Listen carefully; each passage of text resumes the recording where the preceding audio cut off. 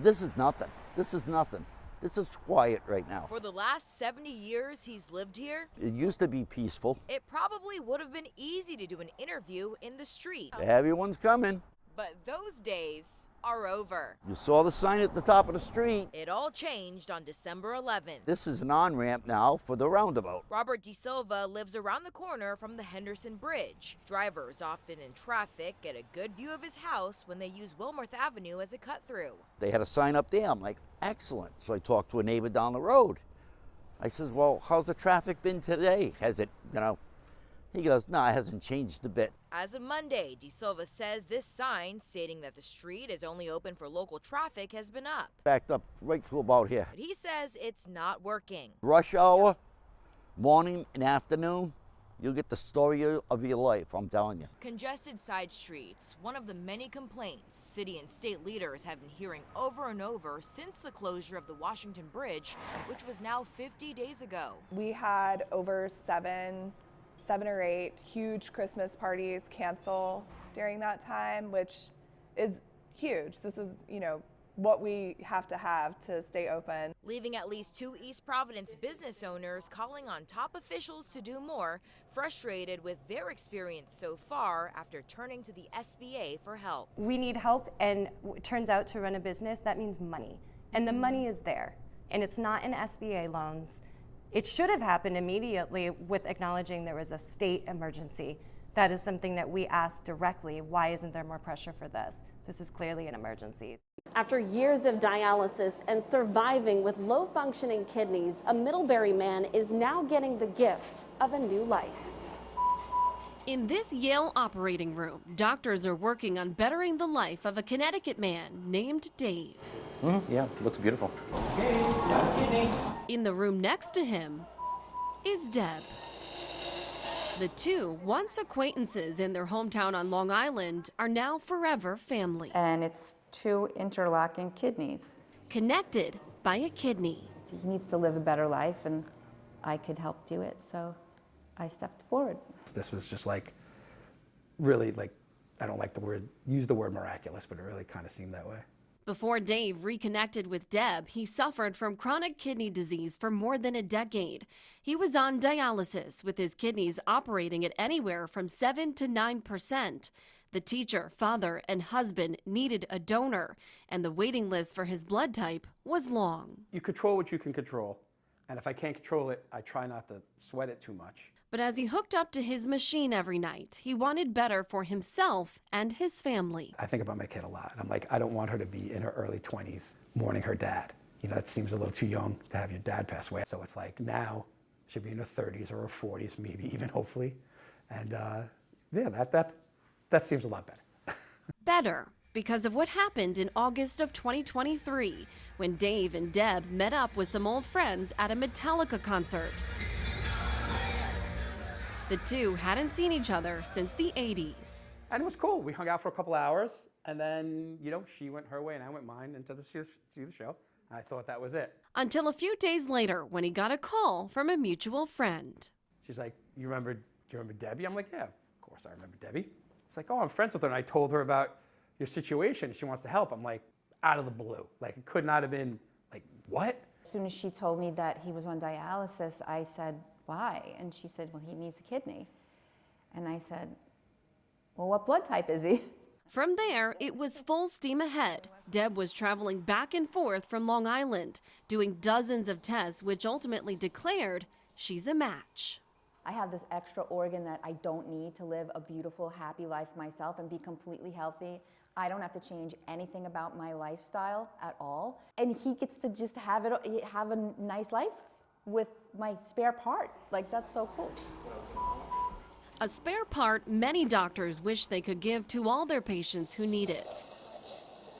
Especially since a live kidney donor is a much better option than a deceased donation. Living donor transplants is clearly the best option for most people. I don't think people realize that.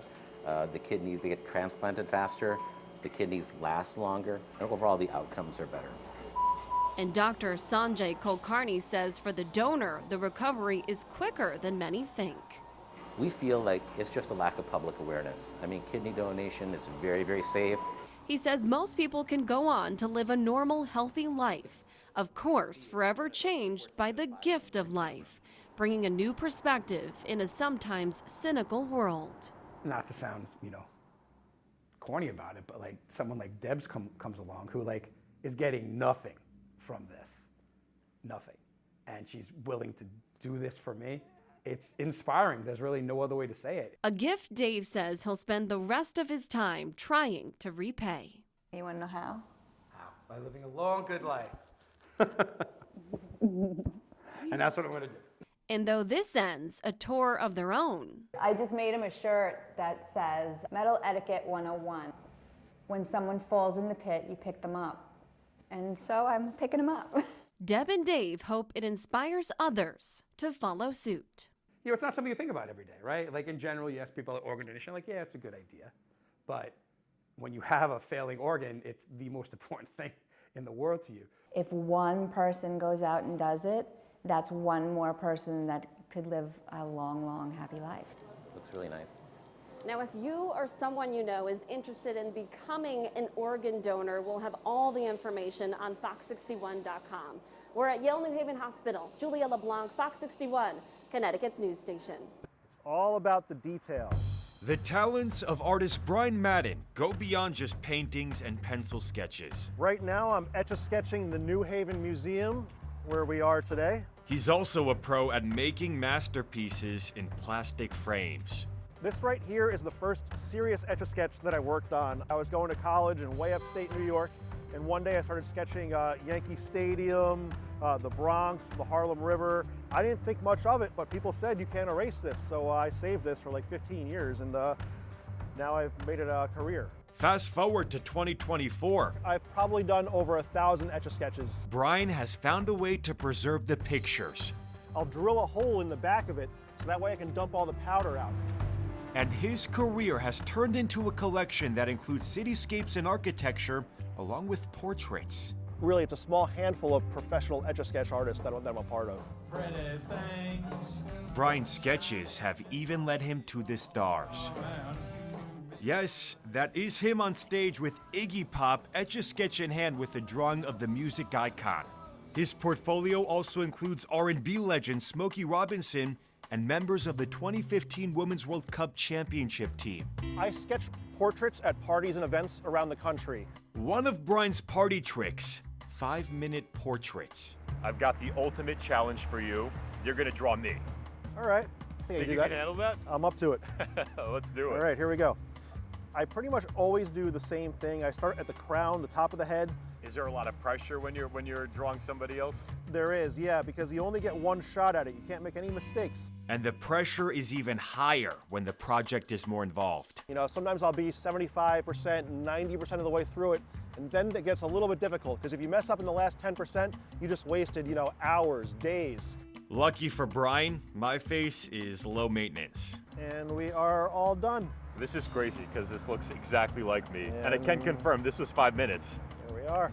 Masterpiece right there. Chalk it up to the world's greatest fun fact.